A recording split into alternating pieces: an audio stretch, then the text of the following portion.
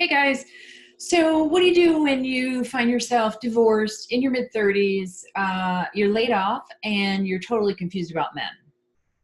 So you go ask 400 guys about how they feel about women and relationships and love and sex and marriage and kids and everything in between. So that's what I did. I asked a little over 400 men between the ages of 21 and 79, how do you feel about women, marriage, love, sex, and everything in between? So first I asked other women, what do you want me to ask these men? Because I'm going to ask all these guys questions, so give me some of your questions. So I took the women's questions that I asked in the beginning, and I took some of my questions, and I ended up with a total of about 52 questions that I asked these 400 plus men. And it's all in my new book, Confessions of 400 Men. It is nonfiction. It is their stories, and it is not something where I took the information and then I kind of molded over and turned it into my story. It's their stories. It was really important to me that it stayed in their voice, and it's their stories. So it's about guys. There's some funny stories in there. There's some heartwarming stories. There's some gross stories. There's some very sad stories in there. There's a lot of lonely men out there. You'd be surprised how many men are lonely and how often women hurt men's feelings. So I learned a ton.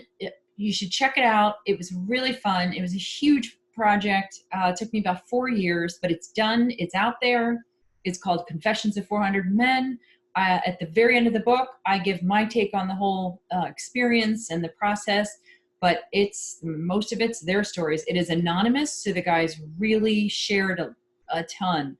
I learned a lot. It was very enlightening, and because it's anonymous, they really